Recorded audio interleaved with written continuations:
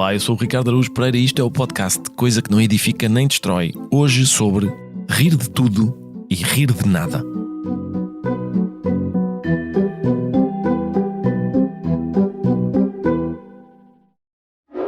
Então, fofinhos, bem dispostos? Espero que sim, que eu quero é boa disposição. Vocês ainda se riem com o que eu digo? Ou já me ouvem com cara séria? É que é esse o tema de hoje. Os que se riem de tudo e os que não se riem de nada. Epá, rir de tudo eu ainda percebo. Agora, não rir de nada? São assim tão mal dispostos? Comprem uma cama nova, mais comprida, para deixarem de acordar com os pés de fora. Ou tipo um galheteiro, para ver se deixam de estar sempre com os azeites. Se não resultar, olhem, comprei o que vos fizer felizes. A Vorten tem tudo e mais não sei o quê. Portanto, se não tiver nada para melhorar esse humor, é porque não há remédio para vocês. Quer dizer, haverá. Rir é sempre o melhor remédio. Mas isso a Vorten ainda não vende. Se não se riram com esta, então não sei. Até à próxima. No livro Jacques o Fatalista, a certa altura da conversa, Jacques diz ao seu amo que tentou adotar uma curiosa estratégia para viver melhor. A estratégia era, segundo ele, troçar de tudo. Ah, se eu tivesse conseguido, diz ele. E o amo pergunta, para que te serviria? Ele responde, para me livrar de preocupações, para não ter necessidade de mais nada, para me tornar perfeito senhor de mim mesmo, para sentir tão bem a cabeça encostada a um marco, à esquina da rua, como num bom travesseiro.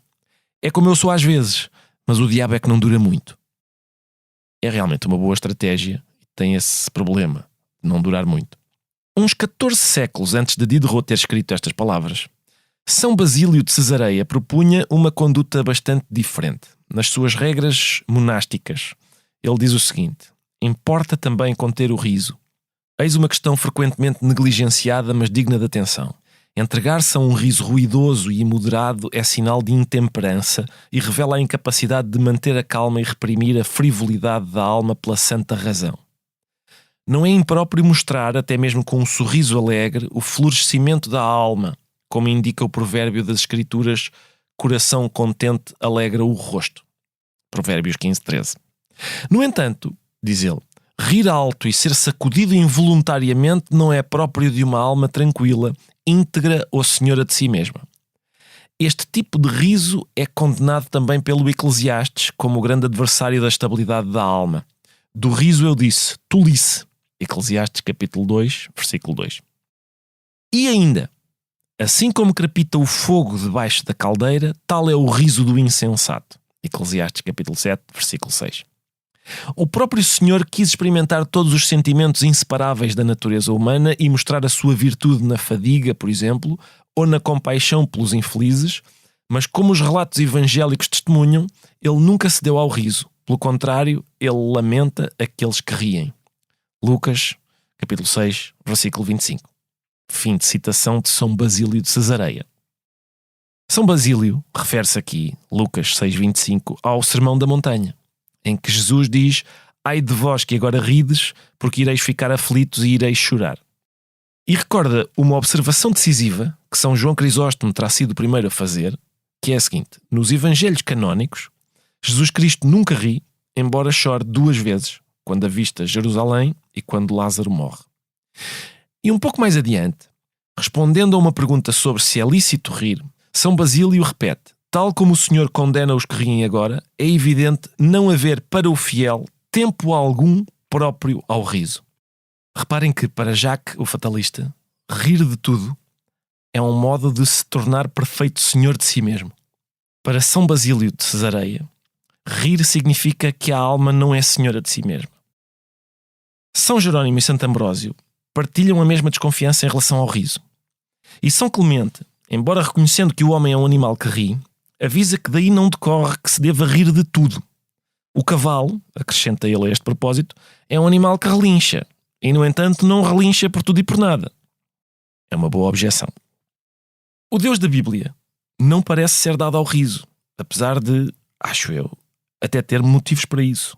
A um Deus com sentido de humor, em princípio não escaparia o seguinte: o facto de uma entidade omnipotente e omnisciente ter produzido criaturas tão flagrantemente imperfeitas é, como é óbvio, muito engraçado. Mas Deus reage sempre expulsando as suas criaturas do paraíso ou castigando-as com pragas, destruição e dilúvios, e nunca com uma mais do que justificada e, digamos, humana gargalhada. Eu não gosto muito de fazer afirmações categóricas, mas estou convencido de duas coisas. Primeiro, que a razão pela qual São Basílio defende que não devemos rir de nada é precisamente a mesma razão pela qual Jacques, o fatalista, deseja rir de tudo. Segundo, que no que toca ao riso só existem essas duas posições radicais. Não creio que haja meio termo. Ou defendemos que é possível rir de tudo, ou defendemos que não é possível rir de nada. A partir do momento em que abrimos uma exceção, podemos rir de tudo exceto disto, ou não podemos rir de nada exceto daquilo, deixa de ser possível sustentar a posição. O mesmo argumento que valida uma exceção sanciona todas as outras. Por exemplo, podemos rir de tudo exceto do sagrado. Que sagrado? Deus? Só um Deus ou todos os deuses? Podemos rir de Poseidon? E aquelas pessoas que não são crentes, mas para as quais outras coisas são sagradas, coisas tão diferentes como a família, o partido, o país, o Presidente da República ou, por que não, o tricô. Um dos motivos principais desta discórdia é o facto de muita gente ter uma ideia errada do riso. Por exemplo, há muitas pessoas convencidas de que rir é o contrário de chorar. Não é. Rir e chorar são vizinhos, talvez mesmo parentes. Por vezes até ocorrem ao mesmo tempo. Ambos funcionam como a válvula da panela de pressão. O contrário de rir não é chorar, é não rir. Estar sério, acumular tensão. É bastante importante entender isso. Outra coisa que é importante entender é que a mesma coisa, dita no âmbito de um discurso sério ou no âmbito de um discurso não sério, tem valores diferentes. E o riso pode ser agressivo, claro. Mas mesmo quando é, trata-se de uma agressividade especial, o que é frequentemente esquecido. Até Samuel Butler, escritor inglês, autor de sátiras, relacionou o riso com a agressividade pura, assinalando que não é possível rir sem mostrar os dentes. O que é falso, no entanto. Os bebés conseguem fazê-lo. E alguns velhotes também. Um bom exercício é observar cães a brincar. A brincadeira dos cães é em tudo igual à luta. A mesma agressividade, o mesmo barulho, as mesmas dentadas, tudo. Só que é a brincar. Não devemos deixar-nos enganar pelo facto de também ser feito com os dentes. É exatamente igual à luta. Mas é uma brincadeira.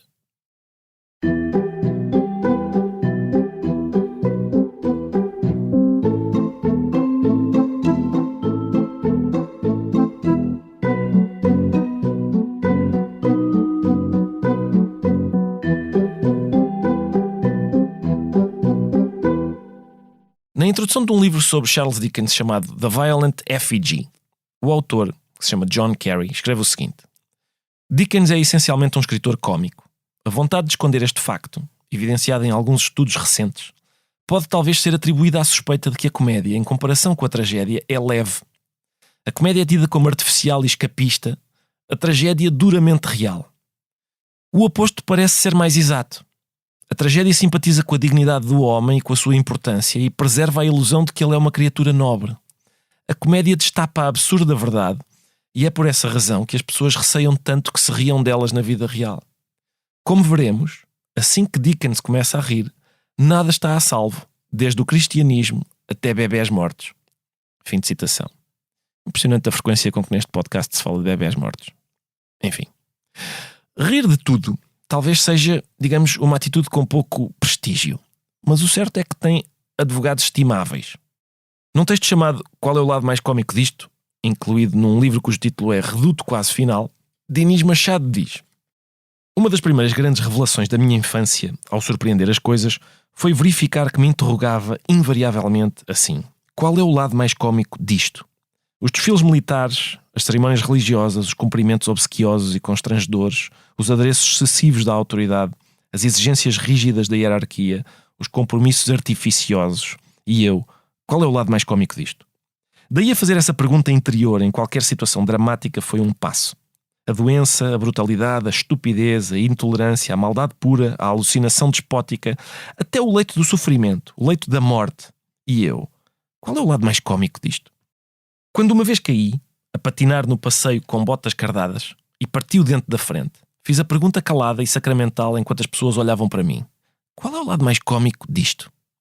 Quando a infância começou a ser perturbada por desentendimentos mais amplos com o real, insisti na defesa da minha alegria, do meu prazer de viver, e até na dor que retirava dos que amava, dos meus avós, das minhas velhas tias, por exemplo, e até na morte, que sempre me surpreendia, protegia-me com essa frase defensiva, essa armadura de sol, de chuva e de subir a escada a 4x4.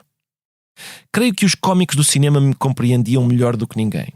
Habitavam o coração do desastre com a desenvoltura, o corpo de borracha e a paciência evangélica dos grandes missionários da naturalidade. Fim de citação. Talvez seja possível dizer que a grande ambição dos cómicos é ter, além do corpo de borracha, o ego de borracha.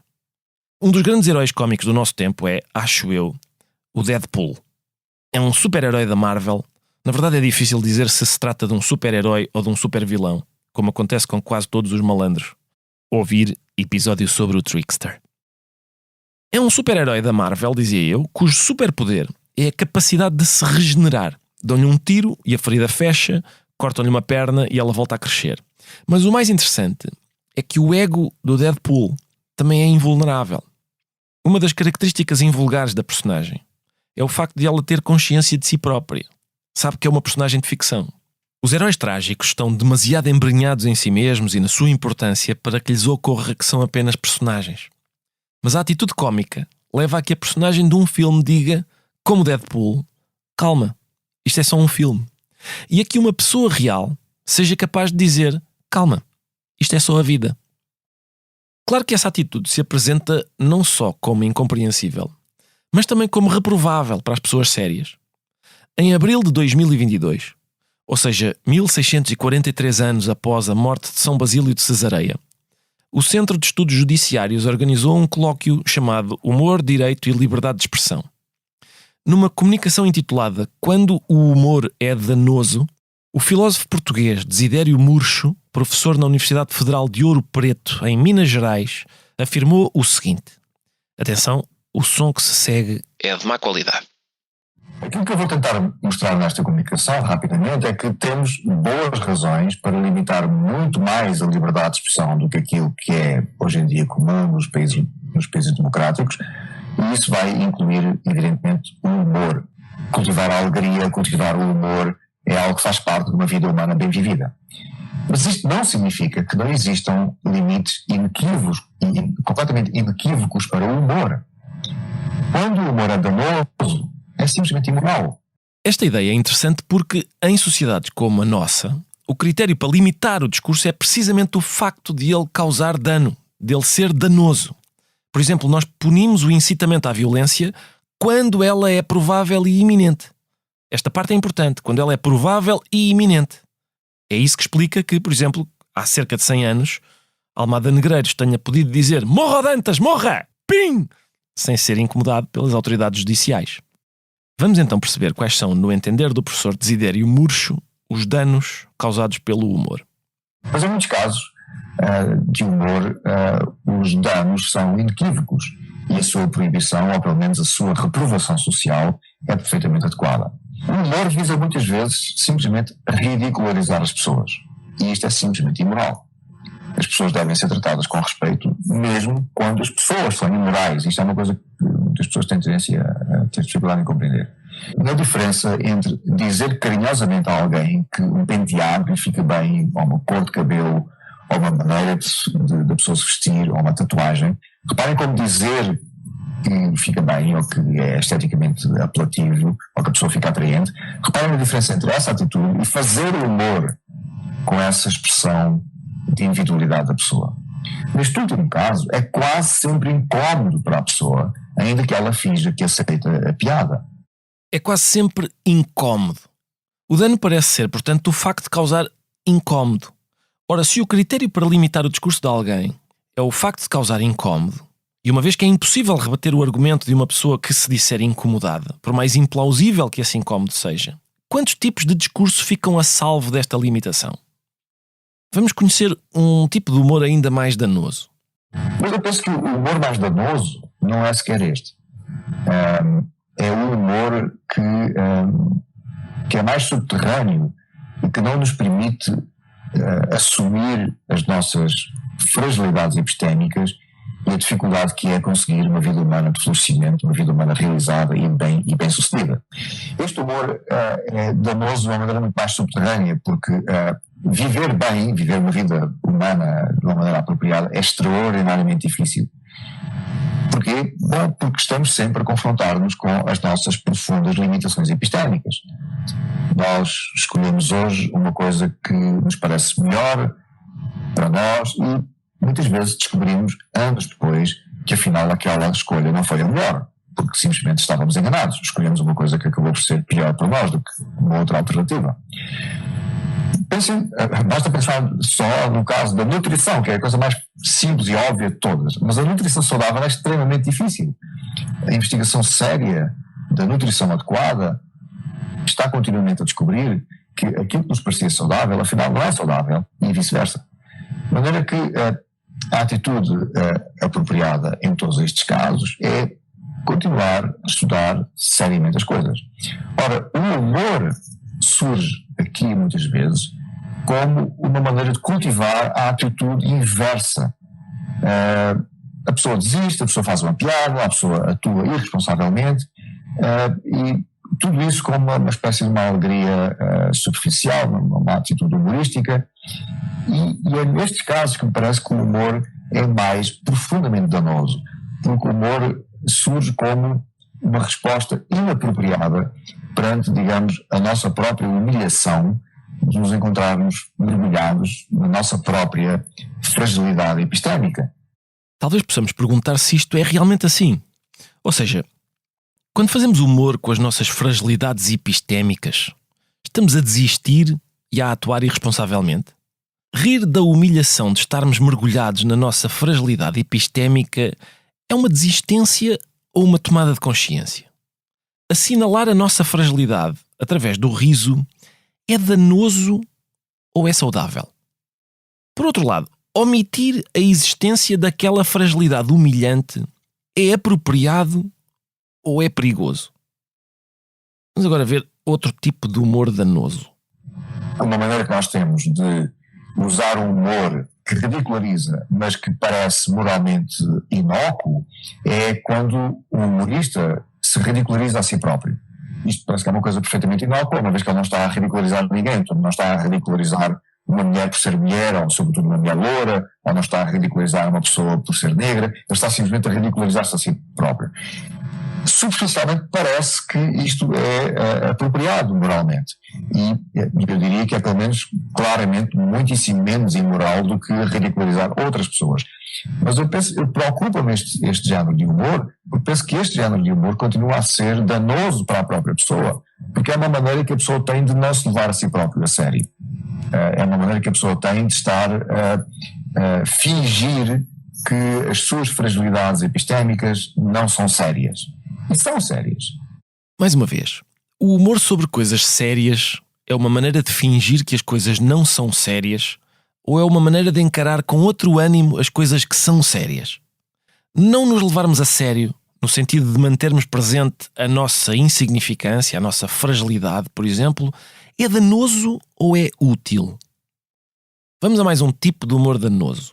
Eu penso que nós temos uma longa tradição de iludir e de evitar o estudo sério das coisas, e o humor serve precisamente, alimenta precisamente essa atitude.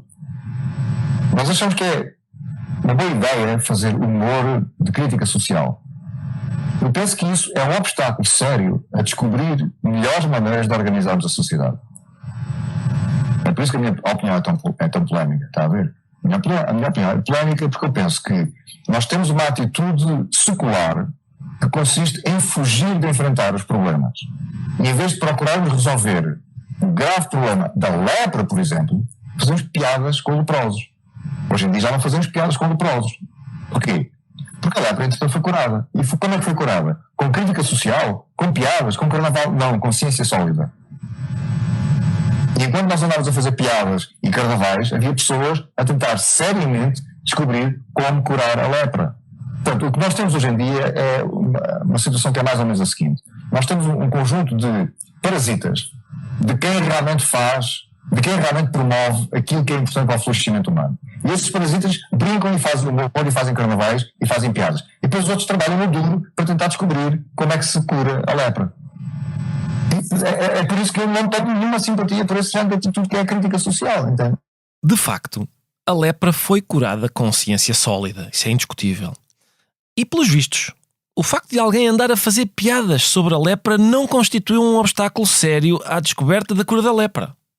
Porque a humanidade não estava toda empenhada na cura da lepra, não é? Uns tratam de estudar a cura da lepra, outros de fazer sapatos, outros de limpar chaminés, outros de dançar, outros de fazer filosofia e outros de dizer piadas sobre a lepra. E amigo não atrapalha amigo. Vamos descobrir ainda mais um tipo de humor danoso. Grande parte dos meus colegas pensam que o humor que ridiculariza pessoas só é danoso quando as pessoas pertencem a grupos tradicionalmente desprivilegiados, como as mulheres, que eram até recentemente vítimas de leis machistas que não lhes permitiam, por exemplo, ter propriedade, não é? Quer dizer, não sei se vocês têm a consciência que no século XIX as mulheres simplesmente primeiro eram propriedade dos maridos e depois propriedade dos pais e depois dos maridos. Elas próprias não podiam ter propriedade, não podiam ter uma empresa, por exemplo, ou não podiam estudar nas universidades, ou as pessoas negras, ou as pessoas ciganas, ou as pessoas homossexuais. Portanto, grande parte dos meus colegas pensam que só nesses casos o humor danoso, o humor que ridiculariza é inapropriado.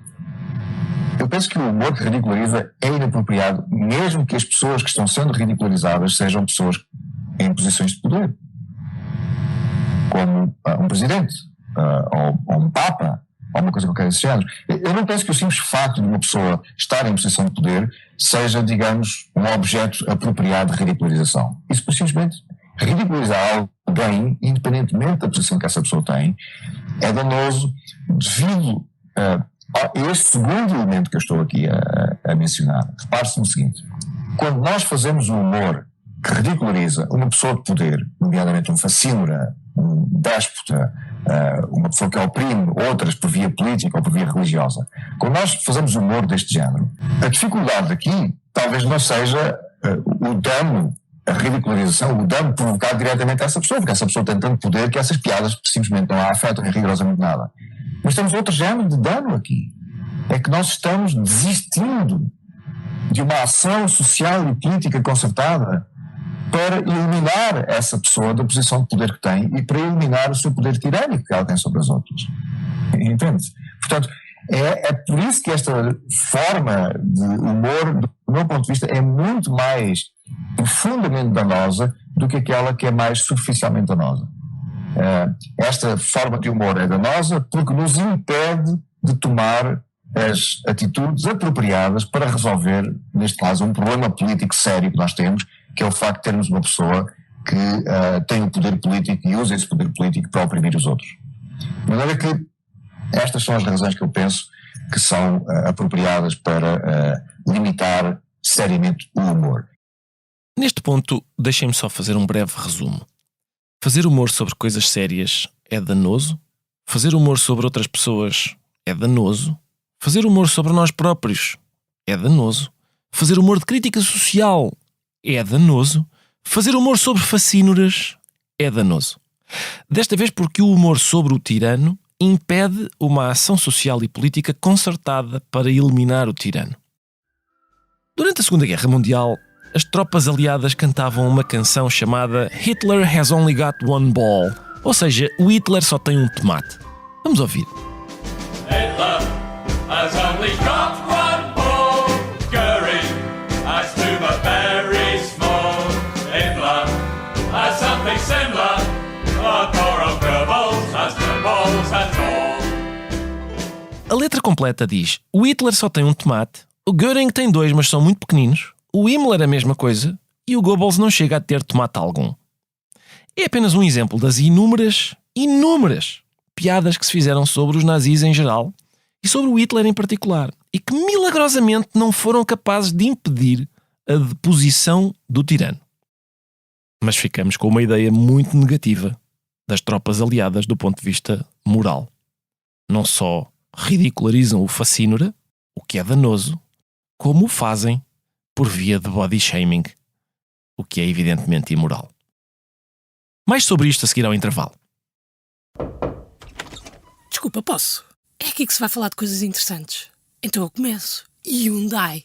Que carros! Inovadores, tecnológicos, comprometidos com a sustentabilidade. Posso continuar ou estou a ser chata? Falar dos automóveis Hyundai é entusiasmante. Conduzi-los é ainda melhor. Hyundai é coisa que entusiasma.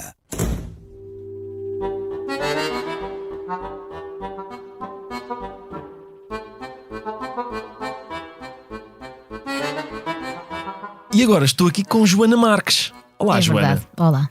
Oh, Joana, a minha primeira questão para ti, na verdade não é uma questão, nota, eu ia-te propor o seguinte. Joana Marques, comenta a seguinte frase: uma piada é uma rebelião temporária contra a virtude. Não estás a tomar notas? Enfim. Não. Uma piada é uma rebelião temporária contra a virtude e o seu objetivo não é aviltar o ser humano, mas lembrar-lhe que ele já é vil. George Orwell.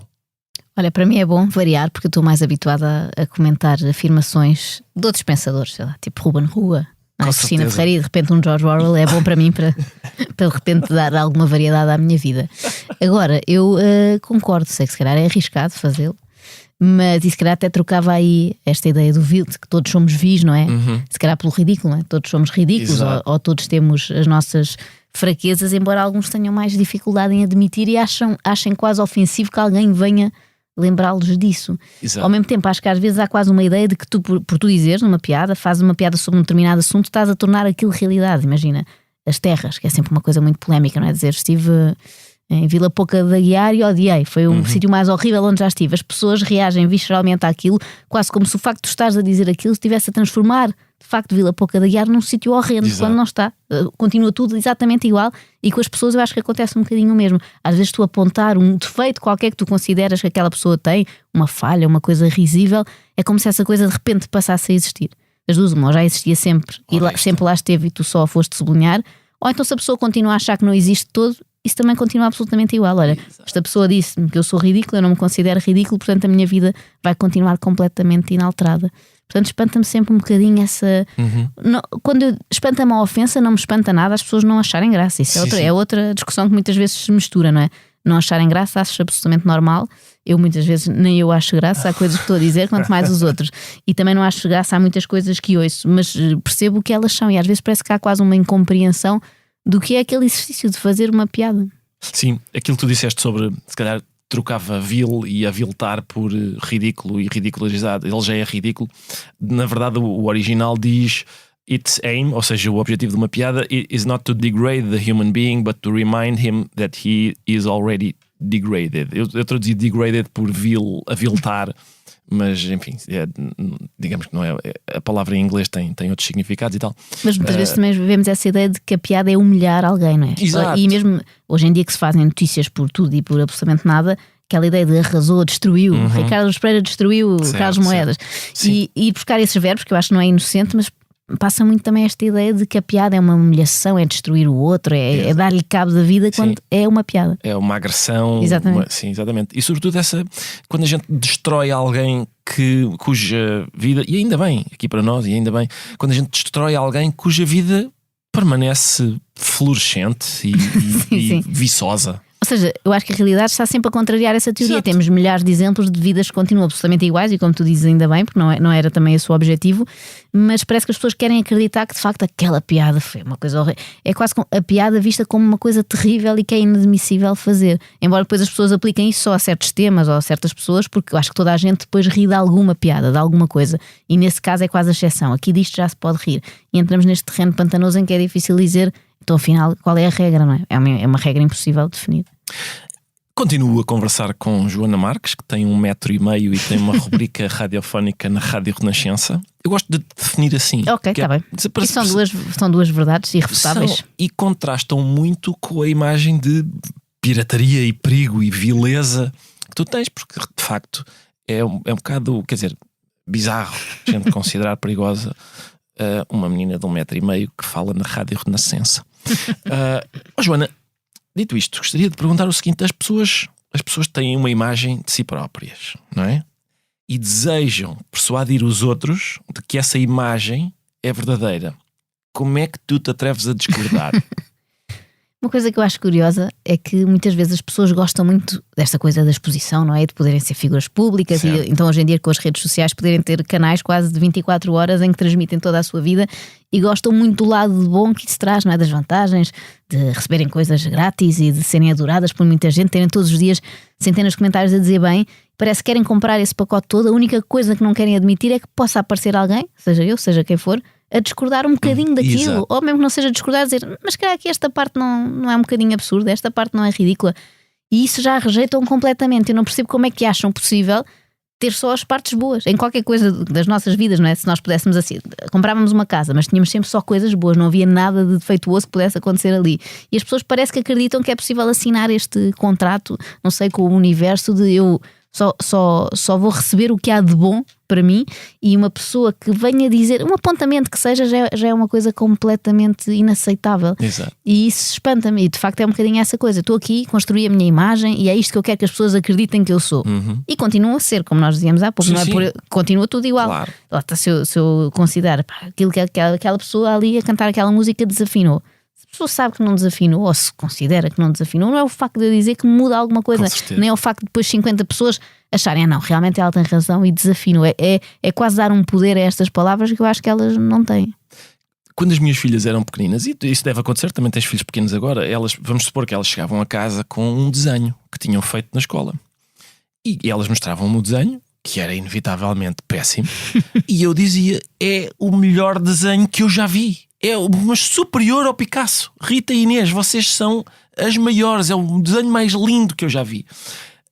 A sensação que dá é que as pessoas querem ser tratadas como se tivessem 4 anos e estivessem na sala de estar dos seus papás. Para sempre. Para sempre. Querem mostrar os seus desenhos péssimos e querem que toda a gente diga é o mais lindo que eu já vi. Eu acho que há alguns pais, a minha teoria é esta, ainda não a pude verificar, que levam isso longe demais. Porque é normal fazermos isso aos nossos filhos aos 4, 5, 6, não é? E depois Claro. há uma idade em que paramos. Chega, Não é? sim, sim. Pronto, olha, por acaso este não está muito bem. Se ele já tem 17 e já está a fazer um curso de artes, se calhar vamos dizer a verdade, não é? Para eles não serem psicopatas. Exatamente, eu acho que há pessoas, não sei nada dos passados delas, mas que, se eu tivesse que adivinhar, diria: olha, filha de uns pais que o apaparicaram até aos 27. Porque depois de repente há um choque quando alguém tem a lata de vir dizer uma coisa com a qual eles não concordam ou que eles possam considerar minimamente ofensiva. Da ideia que tiveram nessa redoma há muito tempo e de repente é como se essa bolha fosse rompida, porque olha, está aqui alguém a dizer que o rei vai nu, não é? Exato, sim. E o problema já não é o rei ir nu, é tu teres dito que ia. Essa é que é a gravidade. Isso faz-me lembrar um caso de uma coach muito conhecida, mental coach, de quem falei há uns tempos,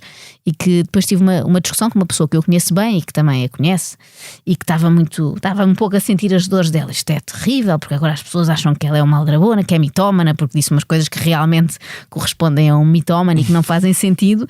E eu estava a ter essa discussão com ele. É quase como uma pessoa assaltou um banco e de repente a gravidade é alguém ter apontado na rua: olha, chamei a polícia que aquele senhor vai a fugir que assaltou o banco. Exato. Ou seja, de repente a culpa é de quem apontou. E quando eu digo apontar, não é num sentido justiceiro da coisa, porque Sim, o que me sim, interessa sempre é ver o ridículo daquilo. Exato. E o que é que pode dar vontade de rir.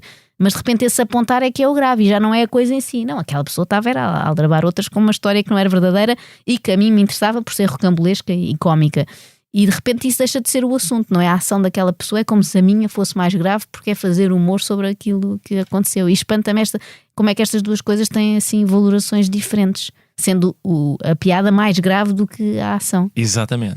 Isso é realmente uma fonte de perplexidade constante. Essa ideia de que o discurso sobre a realidade é pior, mais danoso do que a própria realidade. Sim.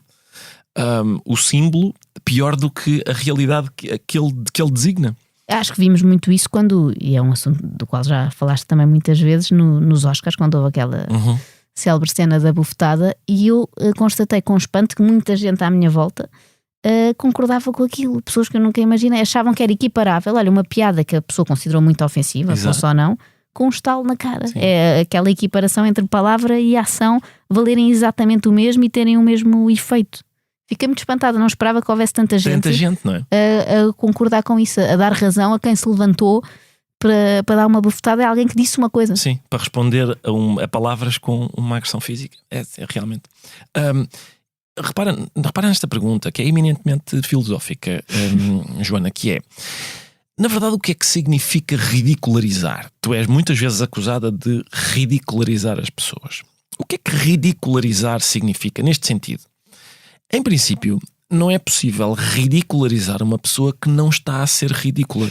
Não é? Se uma pessoa está normal, calada até, quer dizer, é improvável que tu consigas ridicularizá-la. Ou seja, ridicularizar significa, dá a ideia que é uma ação, uma coisa ativa da parte de quem ridiculariza, mas parece ser mais parecido com aquilo que tu estavas a dizer, que é mostrar, não é? Apontar, dizer, olha ali. Ou seja, nessa medida, se é impossível ridicularizar uma pessoa que não está a ser ridícula, quando uma pessoa se queixa de ter sido ridicularizada, de que é que ela na verdade se está a queixar? Nunca tinha pensado nisso, só por isso já valeu a pena inventar este podcast. Então estou muito grata por isso. Mas normalmente põe-se a ação do lado de quem está a perpetrar essa coisa horrível, não é? Eu estou a ridicularizar, mas de facto tem que haver ali um terreno fértil para isso, não é? Ou seja, é como tu dizes, uma pessoa que está só calada é impossível, ou quase impossível, de ridicularizar. Eu acho que é um bocadinho aquilo que falávamos há pouco, é uma coisa que sempre lá esteve, mas de repente é colocada em evidência, não é? É como se fosse ali com um marcador sublinhar, olha, e lá está, tem o valor que tem. Eu notei isto aqui nesta pessoa, seja um tique, notei que o Ricardo está sempre a dizer portanto. E a partir daquele momento aquilo torna-se mais visível do que era antes, claro. Mas só porque as pessoas não se deram ao trabalho de reparar, até porque normalmente todos nós que fazemos isto estamos ocupados a reparar em coisas que não interessam muito, não é? Exatamente. Em minudências que as pessoas que têm mais que fazer e que têm trabalhos normais não reparam, e se calhar é por isso que às vezes chegamos a essas coisas que não são assim tão importantes, mas que para a pessoa que é visada tomam uma importância gigante. E eu acho que se calhar, voltando à frase que deu aqui início à conversa, esta ideia de sermos todos ridículos, e se calhar trocando aqui por outra, somos todos pequeninos, não é? Somos todos insignificantes, se quiseres. Mas quem se acha muito grande tem muita dificuldade em reconhecer. Pelo menos dos exemplos que me lembro, normalmente acho que são as pessoas que se levam muito a sério, que se acham o máximo, um bocadinho aquela ideia da vaidade, da arrogância, que têm mais dificuldade depois em lidar com, olha, houve alguém que se lembrou, olha, lá está uma pessoa de 1,5 m ainda por cima, que se lembrou de dizer, não, olha, esta senhora que por acaso até é lindíssima e tem imensas qualidades, mas tem aqui isto que eu acho, olha, um bocado estranho estar sempre a falar bem de si própria, ou estar sempre a fazer isto, ou estar sempre a fazer aquilo. Acho que são as que se espantam mais com esta possibilidade de alguém pôr o dedo no ar e dizer uma coisa que é sobre mim ou que ela não acredita que acontece, que também é perfeitamente válido, e acho que nesses casos muitas vezes as pessoas não sentem aquilo como uma crítica verdadeira, justa, aceitável. Acho que estão longe disso, estão longe de reparar naquilo. Eu já falei com outras pessoas que dizem, olha, por acaso, fazia aquilo e nunca tinha reparado. Porque acho que é o que aconteceria se calhar se fizessem uma análise àquilo que nós fazemos, e já me aconteceu, e hoje em dia então com a internet todos os dias podes receber comentários sobre ti e podes ler alguns e dizer, realmente não tinha reparado nisto e é ridículo, é parvo ou o que for.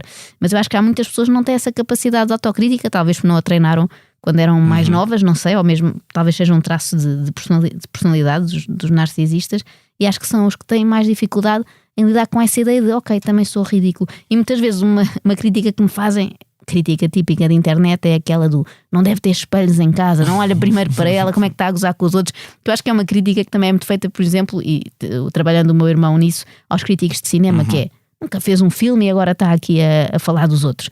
É esta ideia de que tens que estar numa posição muito especial, num pedestal, para poder falar dos outros. Eu acho que todos podemos falar uns dos outros, essa é que é a magia disto, não é? E portanto não há, eu vejo o ridículo total em mim, e é por isso também se calhar que vejo nos outros. Eu começo por ver em mim e vi durante muitos anos e continuo a ver. E há esta ideia de não, critique-se ela primeiro para depois então criticar os outros. Acho que as pessoas esquecem que nós fazemos isso constantemente todos os dias. Desde que acordo estou-me a criticar a mim. Depois tiro 10 minutos para criticar também outra pessoa. Mas o meu normal é estar a criticar-me a mim. Foi esse exercício também que me permitiu ver ridículo no resto, porque primeiro estou sempre a ver o ridículo que há em mim. Aliás, no teu caso concreto, mesmo quando estás a fazer, por exemplo, a rubrica de rádio em que estás a falar de uma outra pessoa qualquer, inúmeras vezes há uma parte qualquer sobre eu faço isto mas pior, ou eu também tenho este tipo de seja o que for, até porque isso é o que estavas a dizer, a análise do próprio deve ser a operação inaugural do trabalho do humorista. Sim, acho que primeiro tens muitos anos, é como se fosse o teu estágio, não é? É como os miúdos vão jogar futebol e estão ali muitos anos a treinar até de repente aparecerem numa equipa grande, não é? Eu acho que o nosso treino é esse, é nós sermos a nossa própria cobaia E nós estarmos sempre a apontar todos os defeitos que temos antes de fazer isso aos outros. Mas às vezes há essa ideia de como esta pessoa agora está aqui a fazer piadas sobre os outros é porque se acha especial, acha-se superior, quando normalmente é o contrário. Eu acho-me até bastante inferior. Exato. E fico satisfeito de ver que os outros também são humanos e também têm as suas fraquezas, muitas delas menos más do que as minhas. Com certeza. Até porque normalmente o humor assenta nessa no facto de o humorista se apresentar como ridículo, mesquinho, reles. Quantas vezes é que a piada não depende disso, ou seja, de uma pessoa subir ao palco para confessar uma mesquinharia. E isso é divertido por duas razões. Primeiro, porque não é frequente as pessoas irem confessar em público as suas estupidez. É uma coisa que tentas guardar para ti. É como caíres na rua e o teu primeiro reflexo é espreitares a ver se alguém viu aquele momento ridículo e te apanhou em falso. E portanto essa é a primeira razão pela qual isso tem graça. A segunda razão é porque as pessoas dizem assim: eu secretamente também tive esse pensamento mesquinho que te ocorreu, porque somos todos iguais, não é?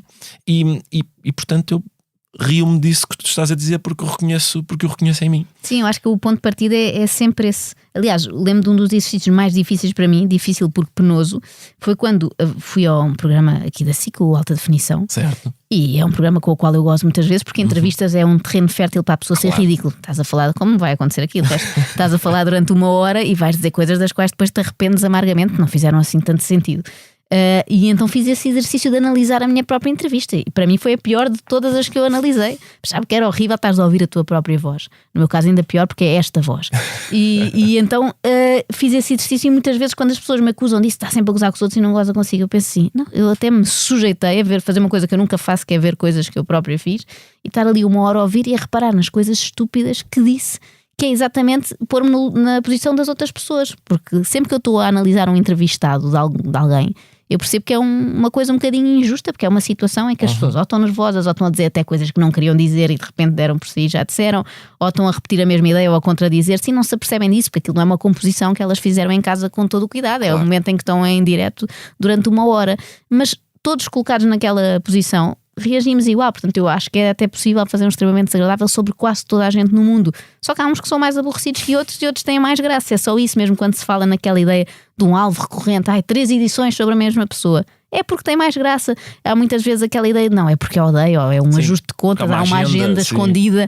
Não, a agenda é sempre, e eu acho que as pessoas teimam em não acreditar nisso, e acontece o mesmo no nosso programa de domingo, não é? Se naquele dia é mais sobre um partido, as pessoas vão achar uma coisa e no domingo seguinte acham o seu contrário, não é? E há pessoas que vão gostar muito naquele domingo, porque estão a dizer coisas, estamos a dizer coisas que elas gostam de ouvir, e no seguinte é o contrário. E portanto não acreditam, acho que custa mesmo acreditar a muita gente, não a toda, felizmente, que é só pela piada. Exato. Nós estamos mesmo à procura de uma coisa que nos dê vontade de rir e que depois dê vontade de rir às outras pessoas também, se tivermos sorte e se naquele dia a correr bem. Acho que tem uma desconfiança nesta ideia. Não, tem que haver mais qualquer coisa. É porque embirra mesmo com o fulano tal, ou porque pretende no futuro ter um plano qualquer para o tramar. Joana Marques, muito obrigado por teres vindo. Obrigada eu. Encontramos-nos no escritório. Pois é, daqui a nada. Obrigada. Foi o 10º episódio de Coisa que Não Edifica Nem Destrói, um podcast original da SIC, com sonoplastia de João Martins, música de Rodrigo Leão e capa de Vera Tavares. Coordenação de Joana Beleza, direção de Daniel Oliveira. Eu sou o Ricardo Araújo Pereira e no próximo episódio vou discorrer chatamente sobre pugilismo. Quem tiver interesse na bibliografia deste e de outros episódios pode encontrá-la no site da SIC ou do Expresso.